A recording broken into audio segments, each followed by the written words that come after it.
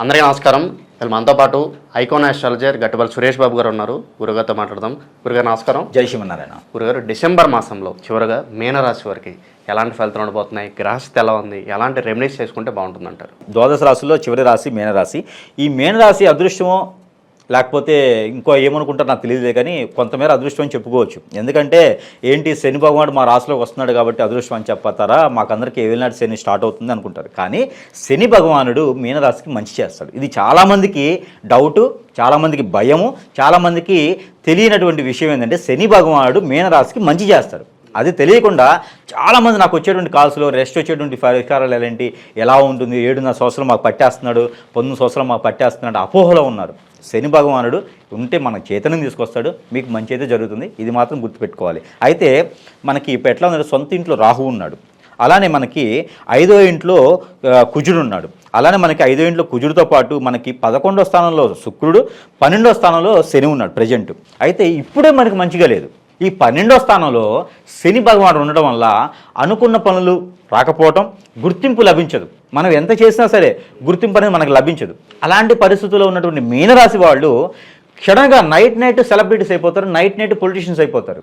ఈ ఒక ఎందుకు చెప్తున్నా అంటే ఈ ఒక 2024 డిసెంబర్ మాసంలో మీనరాశి వాళ్ళకి అలాంటి అదృష్టం ఉందని చెప్పుకోవచ్చు. అంటే శని భగవానుడు మా స్థానంలోకి వస్తూ కూడా ఇలాంటి మంచి చేయవచ్చా? చేస్తాడు ఖచ్చితంగా. ఎందుకంటే శని భగవానుడు వచ్చి కూర్చుంటాడు కాబట్టి వచ్చే ముందు మీకు మంచి జరిగితేనే కదా ఆయన పోషించగలుగుతారు. కావున మీకు పనులన్నీ అవుతాయి, కానీ కొంచెం ఇవాళ అవ్వాలనుకున్న పని రేపు అవుతుంది. అంతమించి వేరే ప్రాబ్లం అయితే ఏమీ లేదు. మీనరాశి వాళ్ళందరూ కూడా అదృష్టవంతులని చెప్తాను. ఈ 19 సంవత్సరాలు కూడా శని భగవాన్ యొక్క కృప అనేది మీ మీద ఉంటుంది. మంచి గ్రహాలు కూడా మీకు అనుకూలంగా ఉన్నాయి. శని భగవానుడు ఒకటే కాదు, శుక్రుడు మీకు అనుకూలంగా వస్తున్నాడు, బుధుడు మీకు అనుకూలంగా వస్తున్నాడు, అలానే రవి కూడా ధనుర్మాసంలో వచ్చాయంటే మీనరాశి వాళ్ళకి అదృష్టం తీసుకొస్తాడు. అలానే మనకి గురువు కూడా మంచి అదృష్ట స్థానంలో ఉన్నారు కాబట్టి బాగుంటుంది, ఇబ్బంది అయితే ఏం లేదు. ఎవరు కూడా శని భగవానుడు వస్తున్న భయం అయితే పడకండి. అందులో ఇంకోటి ఏంటంటే ముఖ్యంగా ఈ శని భగవానుడు వచ్చే ముందు వీళ్ళకి మంచి చేస్తున్నాడు. ఎక్కడి నుంచో రావాల్సిన డబ్బులు కానీ, ఎప్పటి నుంచో రావాల్సిన గుర్తింపు కానీ వీళ్ళకి లభించడానికి ఉంది. అలానే డబ్బులు కూడా వీళ్ళకి పూర్వీకుల నుంచి వచ్చేటువంటి ఆస్తిపాస్తులు, డబ్బులు వీళ్ళు ఒక సంవత్సరం పాటు కూర్చొని తిన్నా జరుగుతుంది అనేటువంటి దానికి తీసుకొస్తున్నాడు. ఎక్కడైనా బ్యాంకులో పెట్టినటువంటి గోల్డ్, బ్యాంకులో తాగడబెట్టినటువంటి ఇళ్ళు, స్థలాలు, అలానే పంట భూములు ఏదైనా బ్యాంకులో పెట్టుంటే అవి కూడా విడిపించుకునేందుకు మీకు సహాయం దొరుకుతుంది. కాబట్టి ఈ డిసెంబర్ మాసంలో అలాంటి అదృష్టం కూడా ఉంది. కాబట్టి ఖచ్చితంగా ప్రయత్నం చేయండి. ఇంట్లో కూర్చుంటే రావు, ప్రయత్నపూర్వకంగా మాత్రమే వస్తాయి. గురువుగారు చెప్తే రావు. గురువుగారు చెప్తే ఏంటంటే మీ ప్రయత్నం చేస్తే వస్తాయని చెప్తాడు. కాబట్టి ప్రయత్నపూర్వకంగా చేస్తే ఖచ్చితంగా వస్తాయి. అలానే 5వ ఇంట్లో కుజుడు ఉన్నాడు. 5వ ఇంట్లో కుజుడు ఉన్నాడు కాబట్టి పెళ్లికి సంబంధించిన విషయాల్లో కొంతమేర ఆడపిల్లలు ఎవరైనా ఉంటే వాళ్ళు కొంచెం ఆగితే మంచిది.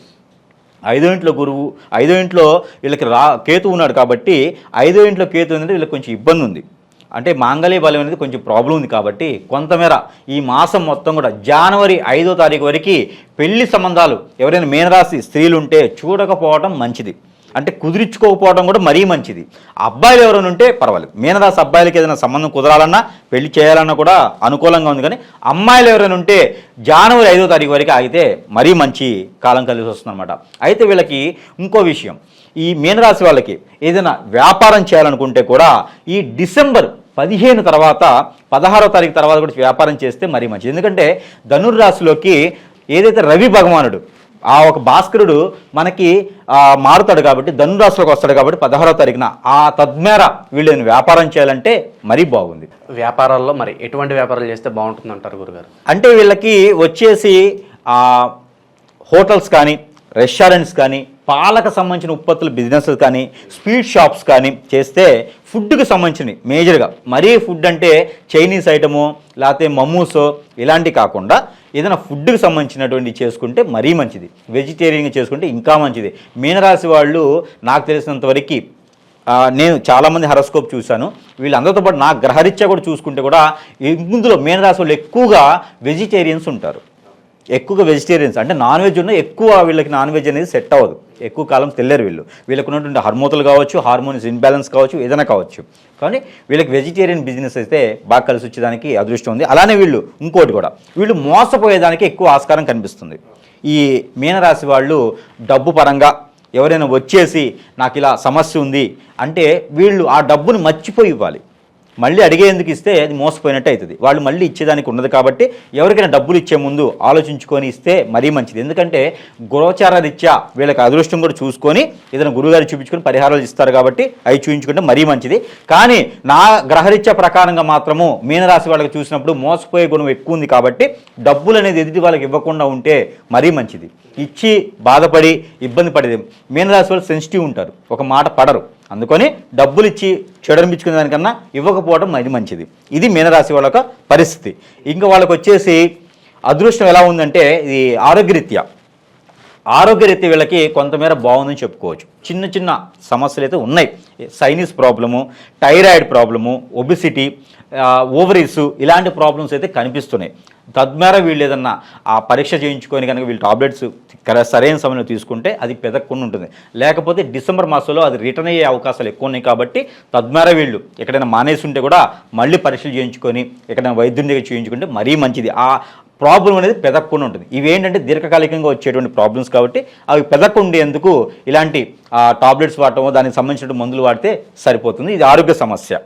గురుగారు అలాగే రాజకీయ రంగంలోనూ సినీ రంగంలోనూ ఉంటారు, కొంత గుర్తింపు కోసం చూస్తూ ఉంటారు. అటువంటి వారికి మాసం ఎలా ఉండబోతుంది? అయితే ముఖ్యంగా ముందు చూసుకున్నట్టయితే కనుక రాజకీయ రంగాల్లో ఉన్న వాళ్ళకి కొంతమేర అదృష్టం అని చెప్పుకోవచ్చు. ఎందుకంటే 12వ స్థానంలో శని ఉన్నప్పటికీ కూడా ఇప్పటివరకు వీళ్ళకి అశుభంగానే ఉంది, సరైనటువంటి రీతి లేదు.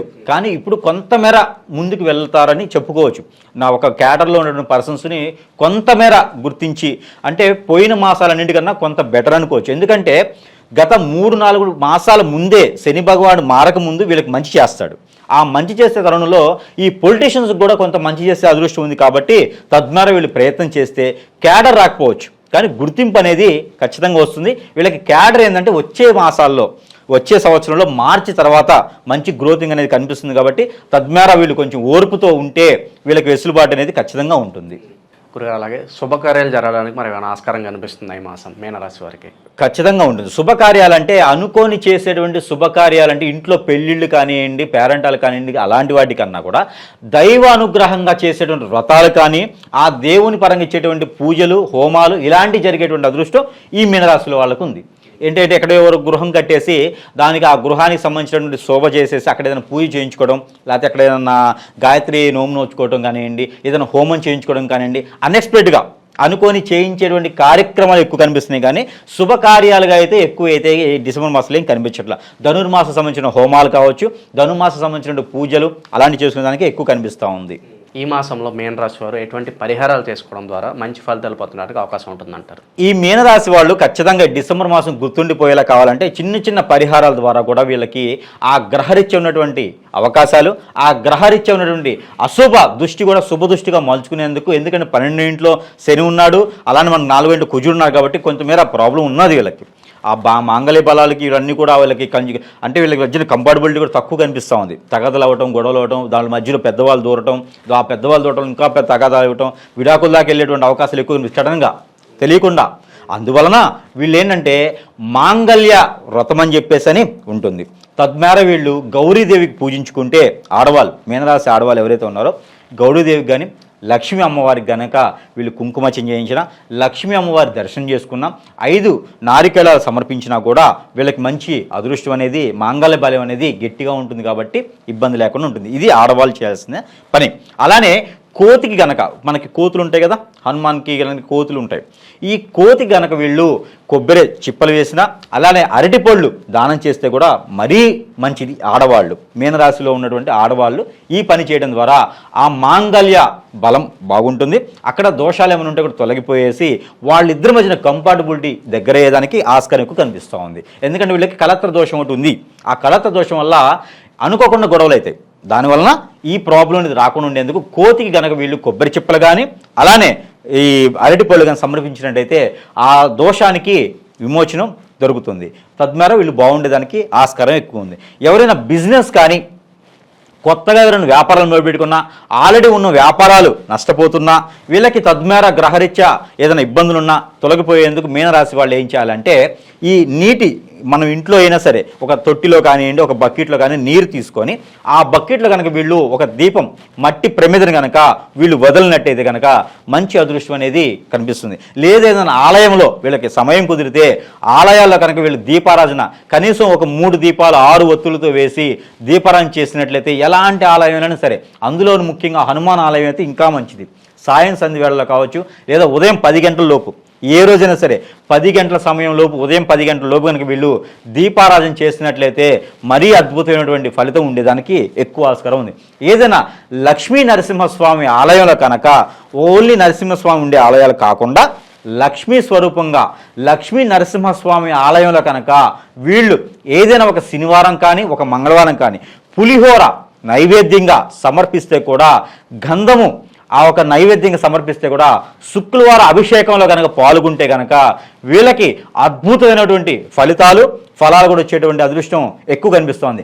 కలత్ర దోషం ఉన్నా, అదే భార్యామధ్యుల మధ్యన వెడబాటు ఉన్నా, కుటుంబ కలహాలు ఏమైనా ఉంటే, ఆర్థిక సమస్యలున్నా కూడా లక్ష్మీ నరసింహస్వామిని వారిని ఈ మాసం మొత్తం కూడా వీళ్ళు ఆరాధించడం, ఆచరించడం, దైవారాధన వీళ్ళు నమస్కారం చేసుకోవడం, దర్శనం చేసుకుంటే కూడా వీళ్ళకి అద్భుతమైనటువంటి ఫలితాలు ఉన్నాయి. ఈ మాసం మొత్తం కూడా, డిసెంబర్ మాసం మొత్తం కూడా ఎప్పుడైనా పర్వాలేదు ఆ లక్ష్మీ నరసింహ స్వామి వారికి కానీ లేదా హనుమాన్ ఆలయంలో కానీ 9 కొబ్బరికాయలు కనుక వీళ్ళు సమర్పించినట్లయితే మంచి ఆరోగ్యం, ఐశ్వర్యం కూడా వీళ్ళకి వచ్చేదానికి ఎక్కువ ఆస్కారం ఉంది. ఈ చిన్న చిన్న రెమెడీస్ చేసుకుంటే అంత పెద్ద ఫలితం వస్తుందా అనుకోవచ్చు. ఎందుకంటే ఖచ్చితంగా వస్తుంది. ఏదైనా చిన్నగానే మొదలైద్ది కాబట్టి మనకున్న ఎంత పెద్ద దోషమైనా సరే ఒక 2 కళ్ళుప్పు దిష్టి తీసుకుంటే మనకు ఒక నరదిష్టి, నరఘోష, మనకున్న ఎనర్జీ అన్నీ పోతాయి. అలానే ఈ స్వామివారి ఆలయాల్లో ఈ చిన్నపాటి పరిహారాలు చేసుకుంటే కూడా మంచి అదృష్టం వస్తుంది. అది తెలియదు. ఇంత పెద్ద సమస్య, అంత చిన్న పరిష్కారమా, ఒక్క మాట చాలు, ఓడిపోవడానికి గెలవడానికి ఒక ఓటు చాలు. అలానే చిన్న పరిహారాలు కూడా పెద్ద ప్రతిఫలం వచ్చేదానికి ఆస్కారం ఎక్కువ కనిపిస్తుంది. అయితే మనకి ప్రతి మాసంలో లాగానే ఈ మాసం కూడా ఈ దానాలు, ఈ యొక్క పరిహారాలు చేసుకుంటే మరీ మంచిది. చేసుకోకపోయినా, కుదరకపోయినా ఏదైనా ఒక వారం రోజున చేసుకుంటే మంచిది. అలానే మనకి వాళ్ళు ఎలాంటి పరిహారాలు చేసుకుంటే మంచి ఫలితం ఉంటుందో అదే ఫలితం వచ్చేలాగా మనం ప్రతి నెల ఇచ్చినట్టుగానే ఈ మాసం కూడా వీళ్ళకి ఒక గ్రహాల నుంచి తీసినటువంటి నెంబర్ కూడా ఇవ్వడం జరుగుతుంది. ఆ నెంబర్ వచ్చేసి 113757 113757. ఇది వాళ్ళు ప్రతినిత్యం కూడా 365 సార్లు కనుక వీళ్ళు పారాయణ రూపంగా జపంగా చేసుకుంటే కూడా మరీ మంచిది. ఎవరైనా ఎడ్యుకేషన్ కోసం, అంటే ఎగ్జామ్స్ కోసం కానీ చదువుకు సంబంధించి కానీ ఉంటే ఆ పుస్తకం కానీ పట్టుకొని చదువుకుంటే మరీ మంచి జ్ఞాపక శక్తి కూడా పెరుగుతుంది మీనరాశి వాళ్ళకి. తద్వారా మీనరాశి వాళ్ళ హెల్త్ ఇష్యూస్ కానీ ఇలాంటి వాళ్ళు ఎవరైనా ఉంటే కూడా తద్వారా ఈ నెంబర్ చదవడం వల్ల ఉపశమనం అనేది పొందేదానికి ఎక్కువ ఆస్కారం ఉంది. అందులో ముఖ్యంగా ఈ నెంబర్ చదువుకుంటే సరిపోతుంది. గ్రహరీత్యా ఉండేటువంటి అశుభ దృష్టి కూడా శుభ దృష్టిగా మారేందుకు ఉంటుంది. కాబట్టి ప్రతి ఒక్కళ్ళు ఈ యొక్క మీనరాశి వాళ్ళందరూ ఇలాంటి పరిహారాలు చేసుకొని అందరూ కూడా సుఖంగా ఉండాలని నేను కోరుకుంటా ఉన్నాను. అందులో ముఖ్యంగా ఈ యొక్క మీనరాశి వాళ్ళకి హ్యాపీ న్యూ ఇయర్. రానున్న సంవత్సరంలో అందరూ బాగుండాలని కోరుకుంటూ జై శ్రీమన్నారాయణ.